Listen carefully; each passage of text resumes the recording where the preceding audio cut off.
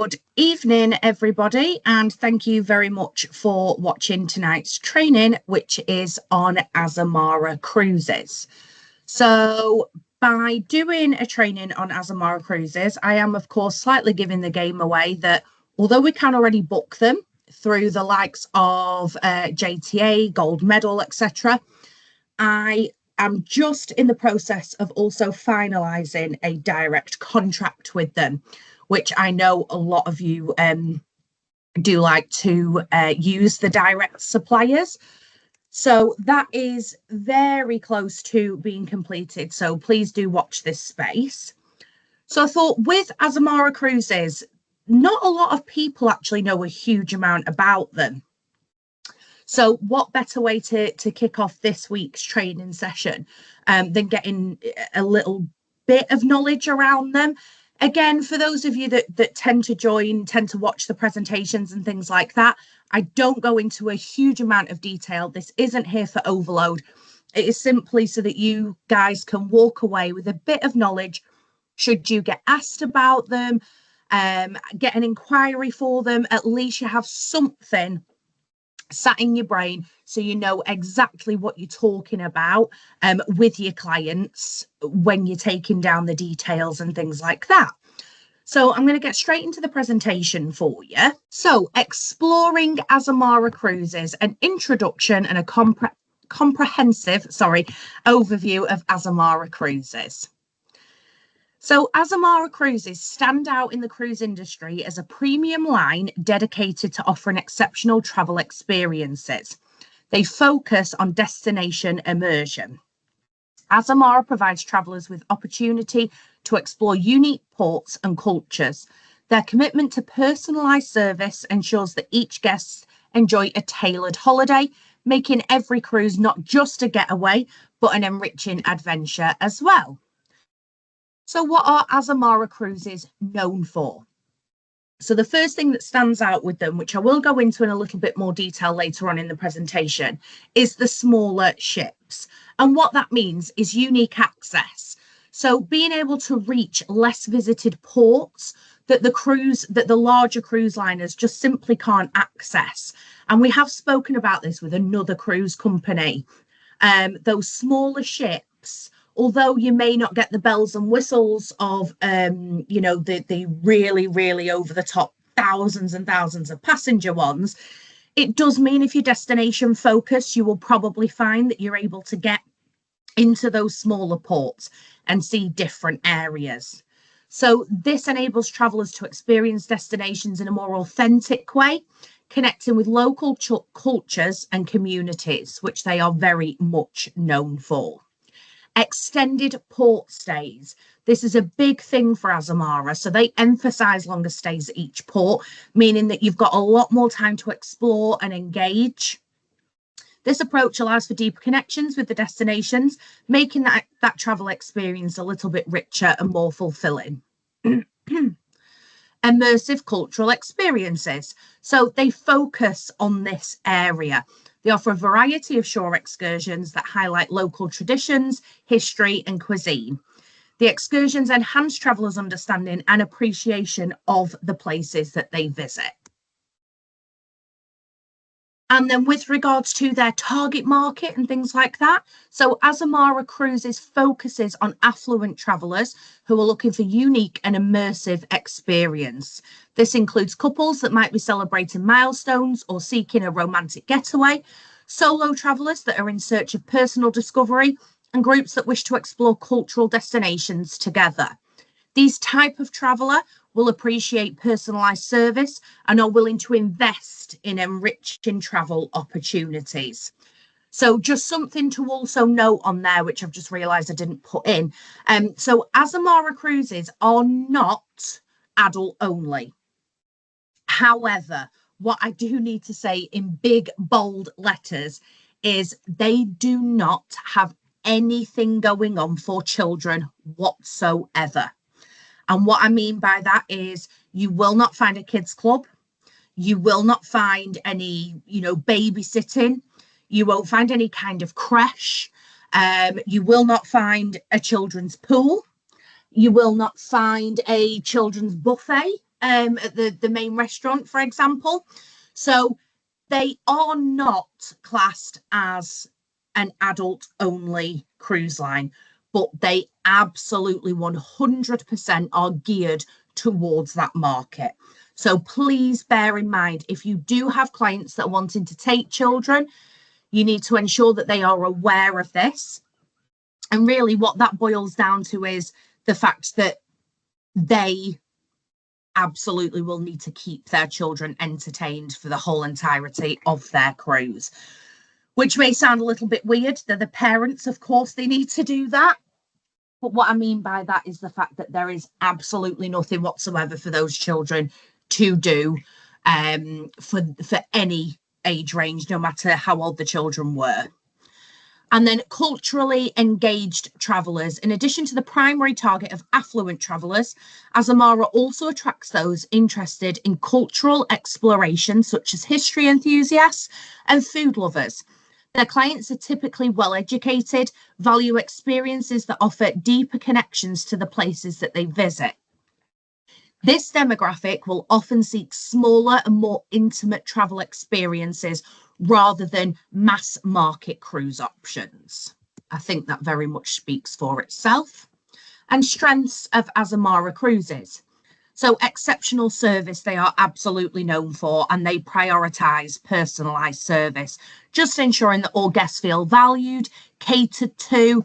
You know, these aren't a cheap cruise. They are very much known as a luxury cruise line. And I think service does tend to be towards the top of the list for clients when they are away. Unique itineraries, as we just touched on earlier, designed to enable travellers to immerse themselves in the local side of things. Longer stays in each port, of course, being able to get into those smaller ports compared to those very large cruise lines. Access to exclusive ports, as I've just said. So less visited, maybe less touristy, and certainly just those places that you don't regularly see on cruise itineraries. And finally, intimate cruising experience. So the intimate atmosphere on the ships. It fosters a close-knit community among the guests, and that, of course, will enhance their overall experience on board. And before I go into it a little bit deeper, the ships that they have is the Azamara Journey, excuse me, which accommodates 694 passengers. The Azamara Quest, which is also 694 passengers, both of those launched in 2000. And finally, the Azamara Pursuit, which was acquired in 2018 and just ever so slightly bigger. I'd say maybe an extra 6 cabins, 702 passengers. So to put that into terms for you, some of the Royal Caribbean, for example, you're talking sort of 5,000 passengers, if not more on their bigger ones. So literally 702 passengers is their largest ship. So when we're talking about intimate experiences, you know, A to Z with regards to, like I say, someone that maybe has 5,000-6,000 passengers on board their cruise ships. So just a little bit further into this. So the Azamara Journey. So the Azamara Journey, a luxury cruise ship, of course, gross tonnage of just over 30,000. And as we've just said, accommodates up to 694 passengers. Exceptional amenities on board, world-renowned spas, a well-equipped fitness centre, and for them, a unique feature of an onboard art gallery.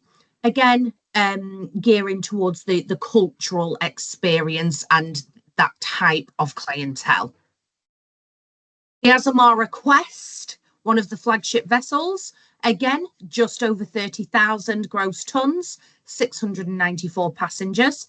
Designed to enhance guest experiences with its unique outdoor pool area, which provides a serene space for relaxation and leisure. Additionally, the ship features a range of lounges, each offering a distinct atmosphere for socialising, entertainment and unwinding. ensuring a comfortable and enjoyable journey for all cruisers.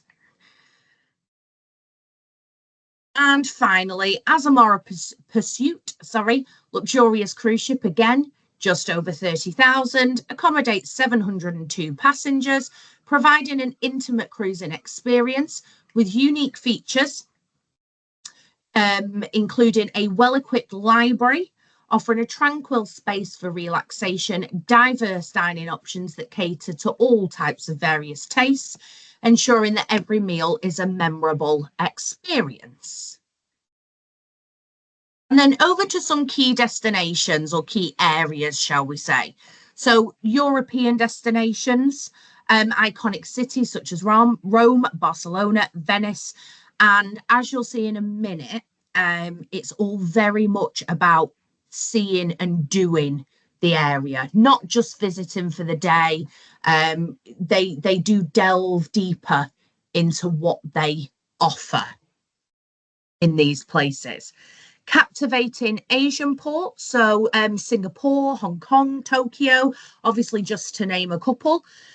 First of all, obviously Asia, very different, fantastic experience for anybody cruising that area of the world. Obviously going to these sorts of places, if you were to do them as holidays individually or even really as one, you're certainly not going to be cheap. So why not do it in style on a luxury cruise line? Caribbean, they also go to the Caribbean, places like St. Lucia, the Bahamas, Barbados. And of course, we all know what the Caribbean is about, very much, as you can see on that photograph there, that sort of postcard view. And of course, the fantastic weather. Extended exploration opportunities. So Azamara's unique itineraries often include late night departures, meaning that guests can be off the ship, exploring, roaming for much longer. So, you may have restaurants that don't open until the evening or something like that. But it does mean that people are able to get about more, they're able to see more, they're not clock watching as much. And it's very much something that they pride themselves on. The dining experience. So you do have a variety of dining options. The specialty restaurants will obviously tend to focus on regional cuisine, which I'm sure you're all aware of, an Italian, for example, an Asian, they may have like a teppanyaki or something like that, a lobster, seafood place, whatever it may be. You've got your more casual dining experiences, but do bear in mind, these are a luxury cruise. So it isn't going to be what you would expect on some other cruise lines as a casual dining experiences. They do have buffets, they do have poolside snacks, but I think just if you are looking at this kind of ship for a client, I'm not even too sure that the word casual dining is the right terminology to use, if I'm being honest. And finally, Azamara places a strong emphasis on culinary excellence, offering meals prepared with fresh, high-quality ingredients, as well as innovative recipes. The specialty restaurants, that they do have, they offer curated dining experiences, gourmet cuisine, unique flavors. They will also often provide a more intimate setting, with the menus highlighting seasonal ingredients and local culinary traditions, which I think is just great as well, depending on where you are. And as you can see there, when we say casual eateries, it's not really, is it? Let's be honest. But they do provide what they call casual eateries, where guests can enjoy a more relaxed meal. These venues serve a variety of international dishes, catering to diverse tastes and preferences, ensuring that all guests will find something that they love to eat. And on board, so you will find multiple pools, meaning that there's plenty of space to relax and enjoy the sun while you're sailing on to your next destination. I think sometimes photographs are shown and it looks like it could be, sunbed walls at sunrise, and that absolutely is just not the case at all. Luxury spas, variety of treatments and wellness programs, including your massages, your facials, your fitness classes. Really, again, it very much speaks to their target market, I think, putting the spa as such a big area of the ships. Well-equipped fitness centres, again, they offer the classes, personal training sessions. So anybody who is more health conscious, don't have to worry at all, and they absolutely could grab a personal trainer while they're on board as well.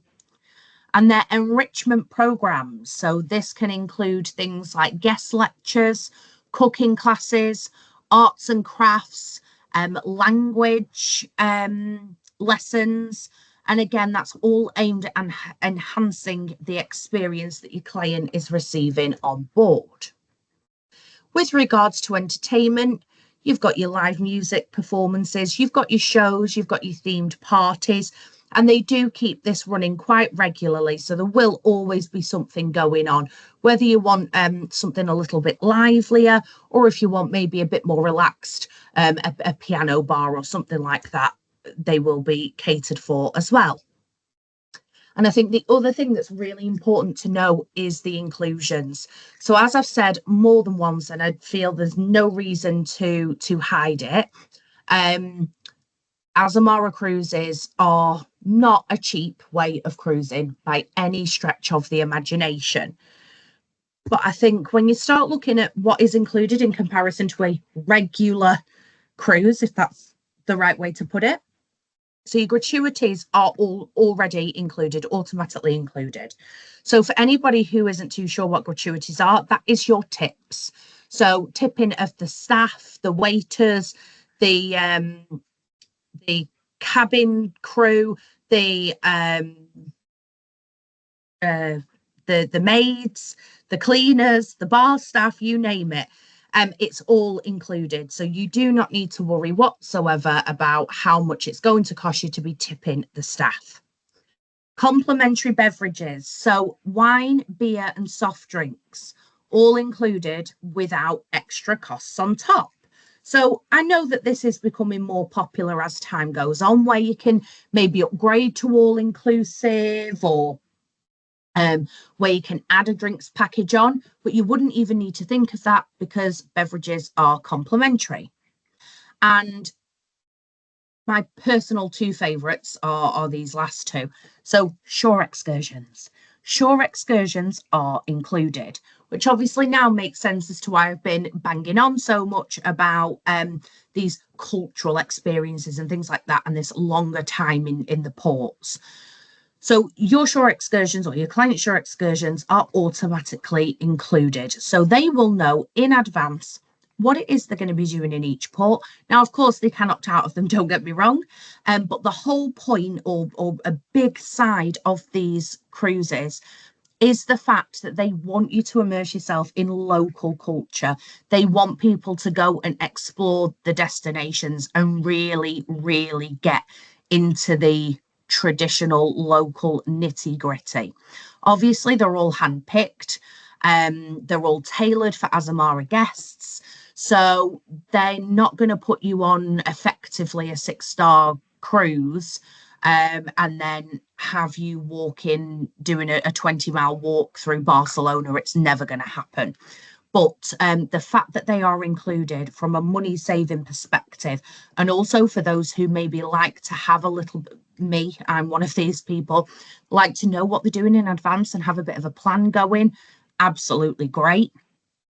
And the other thing is any of their enrichment programs are all included as well. So those activities, those experiences, those classes, they are all included automatically. So again, you're not having to think in advance about what to do, if you might fancy it, if you might not, how much is it going to cost? And the other thing as well, because you're not having to pay for it, you don't feel obliged.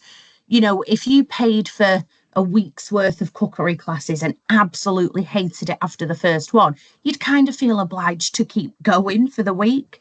And obviously, they're already included, so you're not also going to have that pressure should you not enjoy something. And also, you can go and explore a bit more and try different things. Commitment to sustainable practices and cultural immersion. So, Azamara Cruises prioritises sustainability in its operations. It incorporates eco friendly practices and supporting the local communities. Their itineraries include opportunities for guests to engage in local cultural events, as well as those unique excursions that enhance the travel experience whilst promoting environmental responsibility. And just a little bit of an overview of a closer.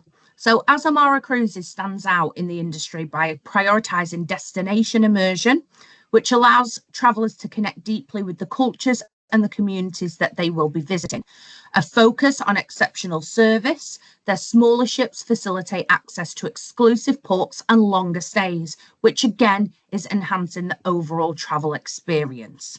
Additionally, Azamara is committed to sustainable travel practices, integrating local cultural events into their itineraries to promote authentic experiences. And I do think that I'm sure you've heard me say it 1,000 times, the sustainability side of things is getting bigger and bigger amongst travellers, which is absolutely great. So it's becoming a bigger deal for all types of companies as well. It's nice to know that even the smaller, the more luxury, the more market are also doing their thing to ensure that they are being sustainable as well. So that is just what I would call quite a quick overview of Azamara. I hope that that has given people an idea of who they are, who they target to, and really what you can get out of them. Like I've said more than once on here, they are not a cheap option of cruising. They are, as you saw on there, very much targeted towards your affluent travellers. On there, I've specifically put those that would like to invest. And really, that is kind of what it is. But when you do look, if you have clients that are used to a certain level of service, that are, certainly used to maybe a certain way of life, certain things in life, this is the kind of cruise line to maybe gear them towards. It's also probably not for somebody who very much wants to sit and lay in the sun all day, every day. Not really that any cruises are. You've always got the option. But the truth of the matter is, all of those things that are included, certainly when it comes to, the programs that they do and the shore excursions, of course, they are doing that, hence longer in port, etc. They are doing that because they don't necessarily want people to just sit in and with a book all day every day out by the lounger. They want people to really, really experience where they are. So, of course, that is part of the price. So, if you are paying that price and it's built into the cost that you're paying, then if you do have somebody who would rather maybe not go off board, which, by the way, you do hear quite often, people don't necessarily want to get off the ship, or they are cruising cruisers. They're not interested in the destinations. They love the cruising side of things. Then for somebody like that, it may not be the route to take, like I say, because you are effectively paying for those things just built within the cost. You're almost prepaying them. So it would maybe be a little bit of a waste. I'm not saying that that's the case for everybody. If you've got a couple where one very much wants to maybe do not much, the other one wants to go and see and do everything, then of course it's a great option. The person who doesn't want to do much has certainly got access to lounges and bars and art galleries and libraries on board that they can go and use those facilities instead.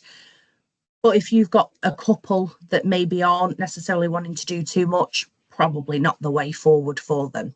Anyway, I digress again.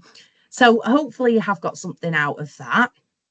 As I say, we can already book Azamara with the likes of JT8 and Gold Medal, and watch this space. The final bits and pieces are just being put together for a direct contract as well. So once we do know what the setup will be there with regards to registration, logins, what have you, I will of course let everybody know. So thank you very much, everybody, and have a good evening. Thank you.